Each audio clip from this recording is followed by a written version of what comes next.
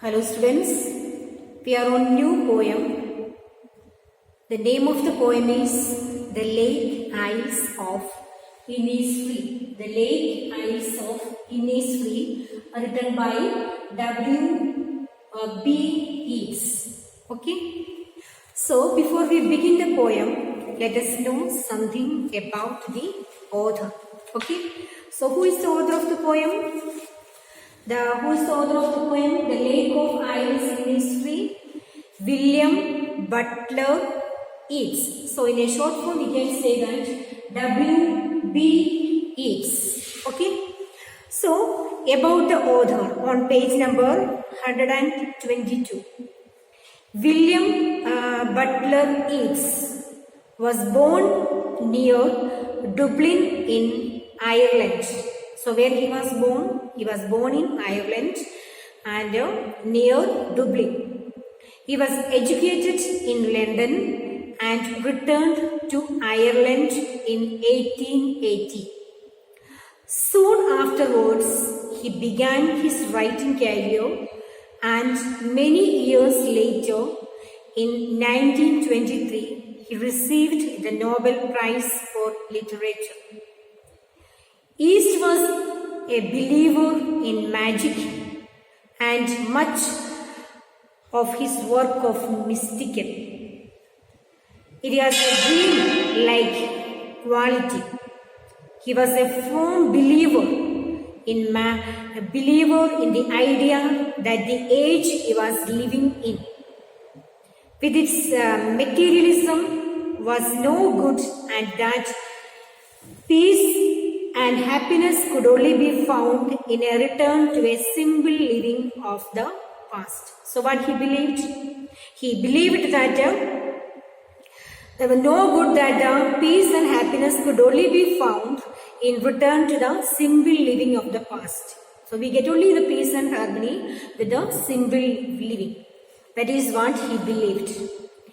In this poem, Yeats shows clearly that if he has to live in the city with all its ills, he can find happiness and feel in his heart's core the beauty and peace of a far distant isles. This is one of the best known of Yeats' poem. It was written in 1893. Innisfree was an actual place in Ireland, and Yeats had spent some time at this beautiful spot.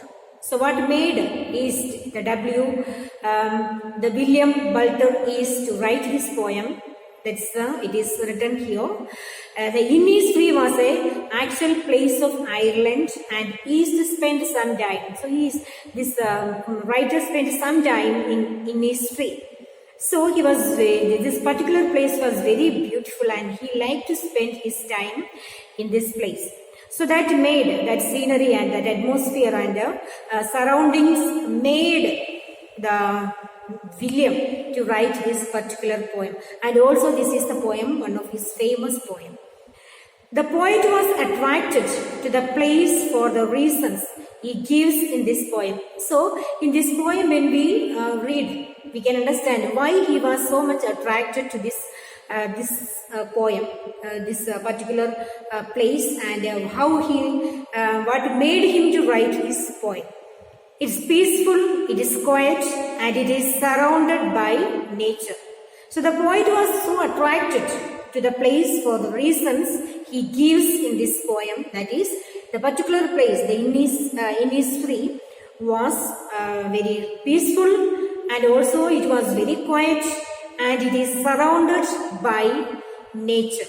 That is the main reason why the writer was moved to write this particular poem. That is the Lake of Isles of Innisfree. Okay. So now we move to the poem. We will once read out the poem so that you can also look at the lines which you find the word meanings you find it difficult. You can just underline while I read. Okay, on page number 121.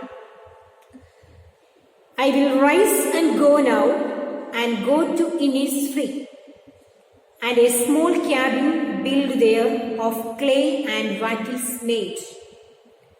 9 beams rose will I have there, a hive for the honey bee, and live alone in the bee's loud glade. And I shall have some peace there, for peace comes dropping slow, dropping from the wheels of morning to where the cricket songs. Their midnights all a glimmer, and a noon a purple glow, and evening full of the linen sings. I will rise and go now, for always night and day. I hear lake water lapping with low sounds by the shore. While I stand on the roadway or on the pavement's grey, I hear it is the deep heart score. That is all about the 3 stanzas of the poem. Okay, it is very small, but it's a lot of meaning in it. When you read out, you can understand it is very small poem, only with the 3 stanzas, but a lot of inner meanings are there. So we will move on to the word power. Okay. Be loud glade. Be loud glade means a clear open space in the forest which is full of the buzzing of bees. Okay, be loud glade. It is full of buzzing of bees. Next one, core. C-O-R-E. I also have written here core. The meaning of core is the innermost part. The innermost part. The meaning of core. Innermost part. Lapping. L-A-P-P-I-N-G. Lapping means moving in gentle waves. Moving in gentle waves. The next meaning is linent. L-I-N-N-E-N-T. Linent. L-I-N-N-E-N-T. Linent means a small brown songbird. It's a kind of bird it is. Okay. A small brown songbird. It sings. Singing bird. Okay. Veil. V-E-I-L. A thin covering worn by a woman to hide her face. You have seen, no? Veil. Here the veil is one of mist. So we have seen the veil. The ladies are covering the veil. They cover the face with the thin cloth. That we can say, call it as veil. V-E-I-L, veil. And also here the meaning is different. What is the meaning in the poem? Here the veil is one of mist. Mist we can say it. Okay. So now the next word is wattles. How to pronounce this? Wattles. W-A-T-T-L-E-S. Wattles means interlanced road and twigs used for fences, walls or roofs. These are then usually covered with clay. So we can say the wattle. Wattle is the twisted sticks for making fence or walls. We make a small houses with that, with a small sticks.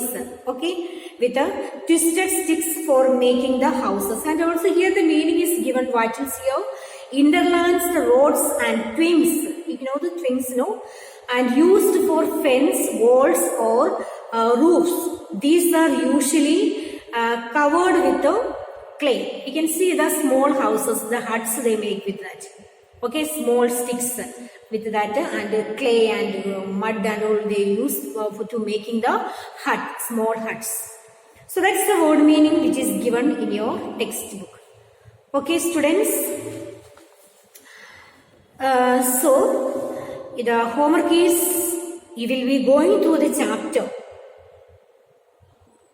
You have to learn the 8 lines of the poem, and also you have to write down the poem in your copy, learn the 8 lines of the poem, and also you have to write down the word meanings and the question answers in your copy and prepare for the exam. Okay, Thank you students for listening.